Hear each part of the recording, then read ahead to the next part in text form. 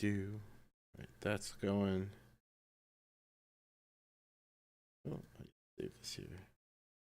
That's going. Sure. Right. Hello, welcome to Derps Talk About Games. I'm your co-host, Mango. And I am your co-host, Buddy. Today we're going to talk a little bit about Mr. Pandaria Remix. But before we do that, buddy, why don't you show the folks at home what it is we do on this podcast? On this podcast, we talk about games. This I guess is this is like classic game shit, right? It's World of Obviously, Warcraft, which yeah, by it's just like topic is probably the World of single most. Warcraft, Yeah. right? Like we talk about it all the time or whatever. It just happens to be the most recent thing.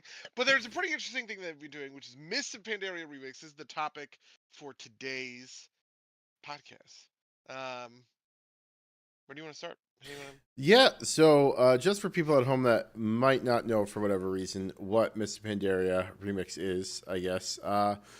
Um, Basically, they've come and let you roll a character in Mr. Pandaria and run through all the content, but instead of doing the normal level up stuff, everything's accelerated by like 100 times. You get like these loot boxes that just give you a piece of loot out of them for everything instead of like set quest rewards. And you also get like gem slots that let you do like crazy crap that you can't do in the base game. It's kind of like a Diabloification of WoW in a way. But lets you run through all the content and you get some rewards for it, and you can get cosmetics for retail, right? Am I missing anything big there? Yeah, I guess. I mean, it's interesting because it's a time limited game mode, and you have to opt into it. It's like creating a seasonal character in Diablo, right? You create the character. It's called a time runner.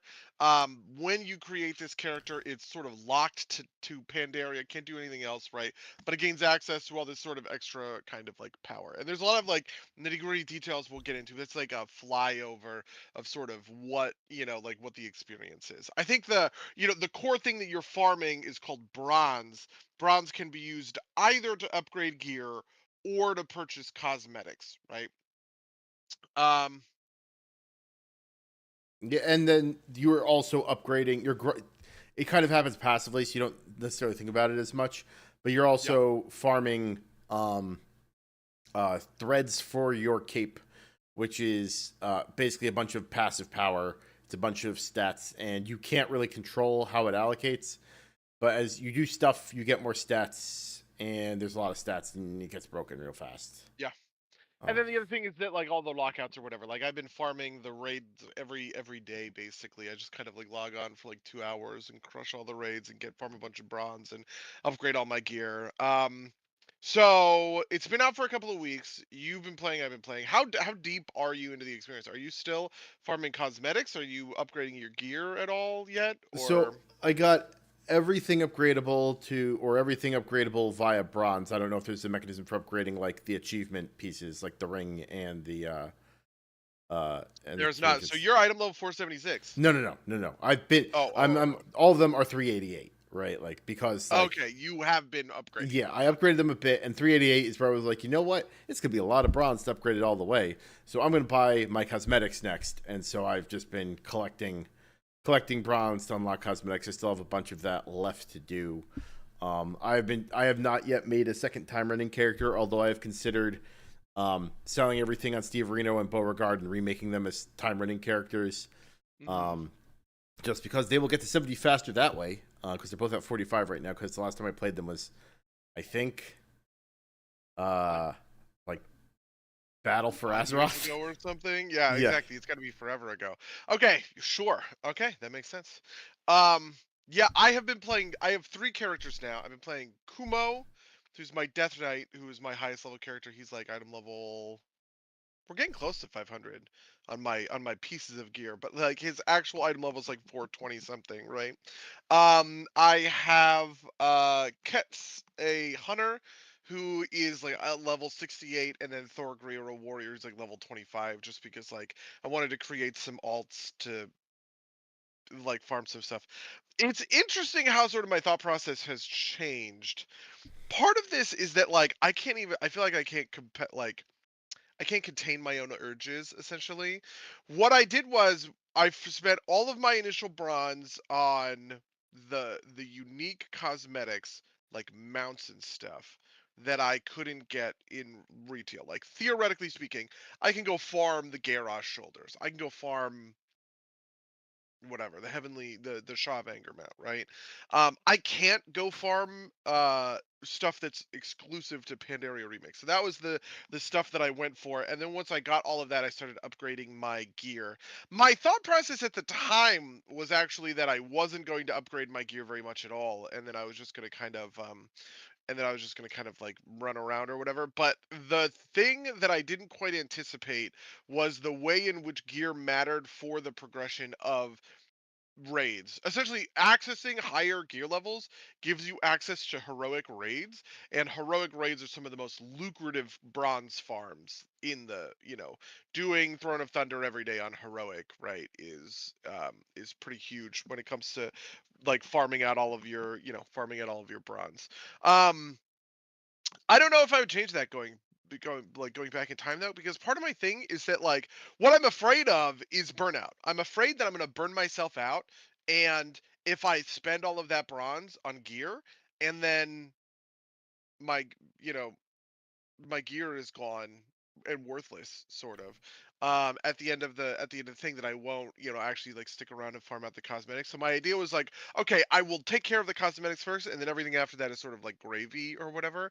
I haven't burned out. It's still pretty fun and compelling, just because I guess like the Skinner box button reward loop is pretty good at this point, of just going out and farming 20,000 bronze and then coming back and upgrading a bunch of shit feels good, I guess.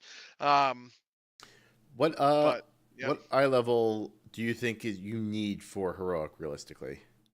420 is what people were looking for Okay. in Group Finder, Okay. basically. But I think I'm gonna go to 476. At 476, I can just solo everything effectively, right? You get instantly accepted to any group you ever want to go to, right?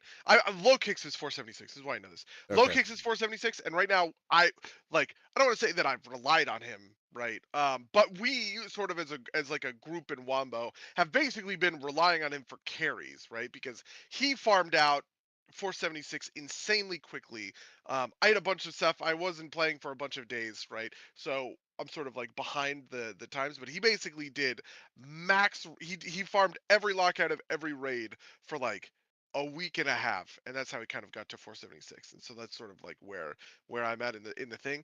But I feel like having multiple of that, right? Like, okay, well, now you have, imagine me, Dave, and Low Kicks are all 476, right? And we're all crushing these, these like raids or whatever. At a certain point, I feel like we're walking into like 30-minute raids, basically, just to like go in, clear the shit out of it, go out, kind of thing. Once we have enough just like raw power of bronze pumped into the gear itself. No, that absolutely makes sense. And maybe I will change my attitude towards that. I got a couple of things that I wanted. I wanted the star looking mount. I wanted what's it called? Basically the cosmetics for monk. That I couldn't, just because like that's what I actually play. Right, I'm playing a hunter right now. Um, and I still find myself in like top three. Right, it's funny because like in our rate I'm typically top three. Right, pending. Right, but like and in these things I'm typically top three ish, which is weird. Um, but I've only done one heroic so far, and that was with low kicks, like you said. I need to finish out Throne of Thunder to get my necklace. Yesterday. I just went and I did a bunch of raids that I hadn't done, but then the raid group I was in basically got like locked on Dormammu, which I feel like is the wall because nobody can.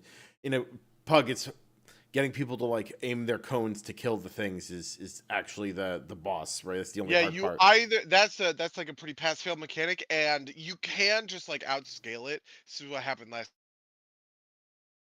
Oh, one of us lost internet.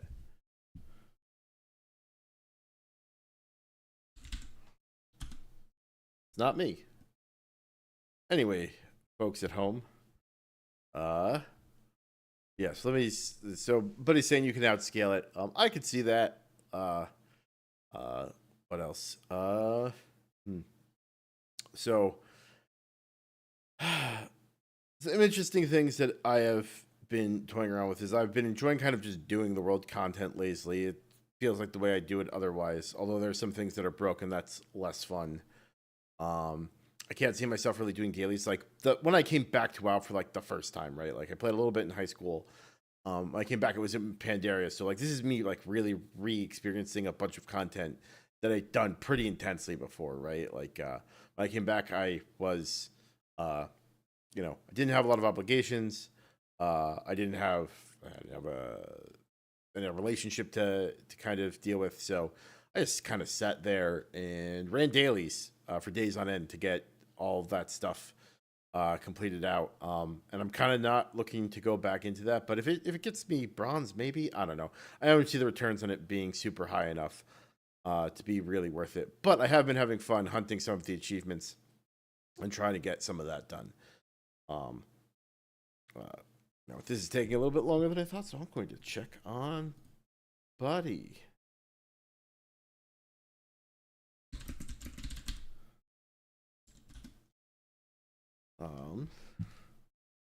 What else? Oh, well, he disappeared. So there's that. What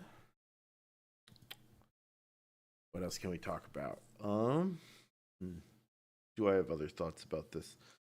So the raids are interesting because most of them are just kind of like stomp your way through it. Not a lot that you can mess up on. There are a couple bugs, but maybe it's been fixed.